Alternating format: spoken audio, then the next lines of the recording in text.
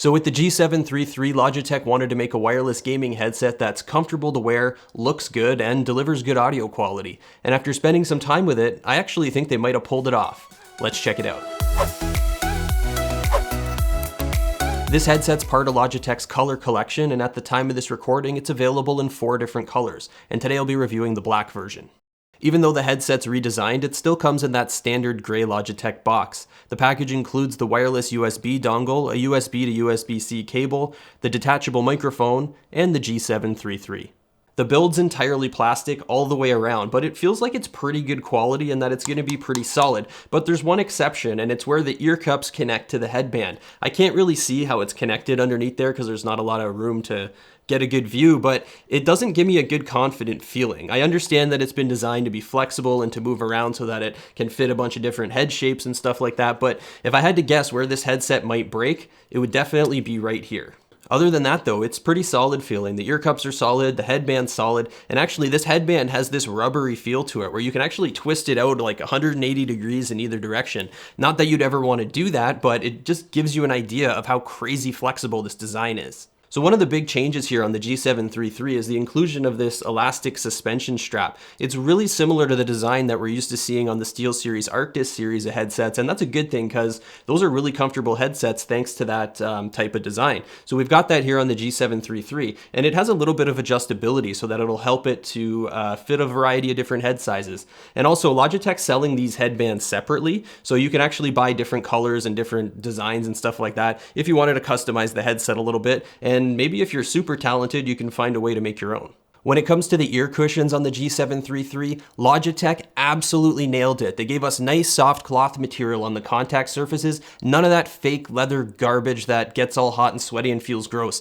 These things feel nice and cool and soft, and they're comfortable all the time. And there's nice thick foam padding all the way around the ear cups, and it really enhances the overall comfort of the headset. Now these ear pads are removable, but they've got a little bit of a unique shape to them, so I don't think it's going to be that easy to just go online and find replacement ear pads if you wanted to swap them out.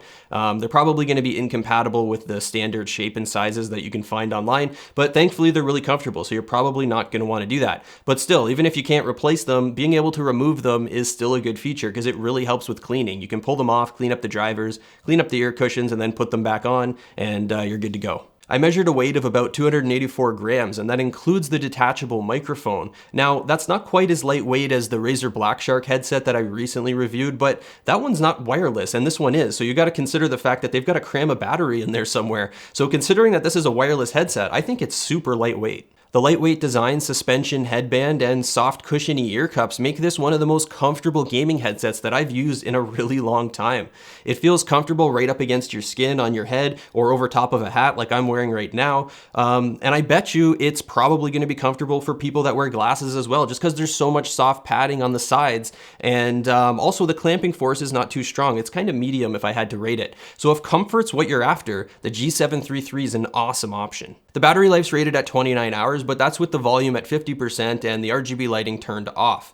Now, as soon as you turn that RGB lighting on, that figure drops down to about 20 hours, which is still pretty good. But if you start cranking up the volume, you can expect it to decrease from there. So just keep that in mind. And as far as wireless range goes, these are rated at 20 meters, which sounds really good, but I found that they drop the connection a lot sooner than some of the other headsets that I've tested. What I usually do is I'll put them on and walk around my house and see where they drop off. And on this second floor where I am right now in my studio, I can get full coverage here, so that's good, that's not surprising. But as soon as I get to the bottom of the stairs where I go to the main level, they dropped off right there at that point. So a lot of other headsets that I test can get pretty good coverage on the main level as well as this level up here on the second floor, and that's just not the case with the G733. So as far as the wireless range goes, I would have to just rate it as okay. It's not the worst that I tested, but it's also definitely not the best. One of the main things Logitech was trying to do with the G733 was come up with a headset design that looks good. And in my opinion, I think they did a pretty good job. One of the things they decided to implement was RGB lighting on the forward-facing side of the ear cups. It's nothing crazy, it doesn't stand out all that much, but it is a nice touch and I think it does look good. There's some configurable options in G-Hub if you want to get in there and start playing around with it, but at the end of the day, it's RGB lighting on a headset. To me personally, I think it looks good, but it's really not that important because it's not like you can see it when the headset's sitting on top of your head anyway, but it's there, and if you want to take advantage of it, go for it. Sounds delivered by Logitech's Pro G 40mm audio drivers with a frequency response of 20 to 20,000. And right out of the box, they sound pretty good, but they're not as intense or as punchy as I was expecting. And what I mean by that is I think it's more of a neutral sound. It doesn't have that exaggerated bassy sound that you get from gaming headsets, usually because they're tuned to make gunfire and explosions sound super intense. These are more neutral, and that makes them a good all-around option where they sound good in games, but then they're also good for, movies and videos and listening to music and stuff like that. But you can go into the G-Hub software and start messing around and changing the settings and fine-tuning them to your own personal taste. And that's exactly what I ended up doing, and I came up with an EQ setting that I thought sounded a lot better to me for all-around listening. So make sure you check that out if you pick these up. There's a good chance you're going to be able to find some settings that work better for you. So yeah, spend a little bit of time with them because I think they have a lot to offer if you're willing to mess around a little bit. There's also some software-based surround sound effects and DTS modes, but they're really not that good. Sound quality becomes really artificial as soon as you enable any of this stuff, so I just don't recommend using any of these settings. Without any of those software-based presets turned on, I was just using the headset while I was playing some games. I played a whole bunch of CSGO with it, and I had no problem at all hearing footsteps and other really subtle audio cues. Like I could hear enemies reloading their weapons if they're nearby and stuff like that. So these deliver the audio performance that you need to play a competitive shooter like CSGO and pretty much any other game as far as I'm concerned. So this is what the microphone sounds like on the G733. I actually think it's right in line with my expectations, and that's because it's coming from a wireless gaming headset. And as soon as you go wireless in the gaming grade tier of products, you can expect there to be bandwidth limitations that usually holds the quality back, at least to some extent. If you go to like super expensive professional gear, you can overcome a lot of that stuff, but gaming grade stuff, that's just not going to be the case, at least at this price point anyway. So keep that in mind. So you got to keep your expectations in check here. This microphone was designed for gaming and in-game communications. And can anybody not hear or understand me right now? No, right? That's not the case. So it's going to be perfectly fine for what it was meant to do. Your teammates are going to be able to hear you, and your enemies are going to hear all the trash talk that you want to throw at them. So no worries there. And it's also going to be good for voice calls for work and all that sort of stuff with people working from home these days.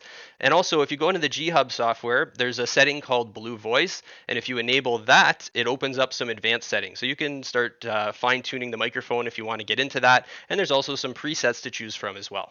Overall, I really like the G733. I think it's got a lot to offer, and I really like the new design. I think it looks great. And as far as I'm concerned, Logitech absolutely killed it when it comes to comfort with the G733. It's one of the most comfortable gaming headsets that I've worn in a while, and that really matters. It might not seem like it, but it's important because nobody wants to put on some big, heavy, uncomfortable headset and wear it all day while they're gaming.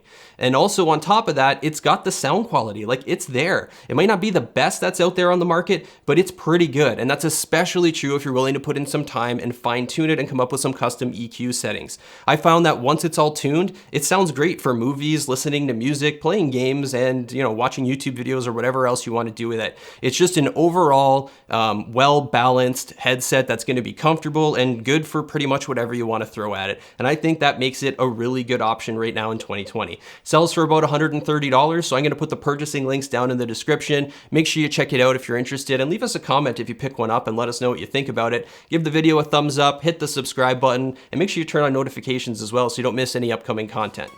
And we'll see ya.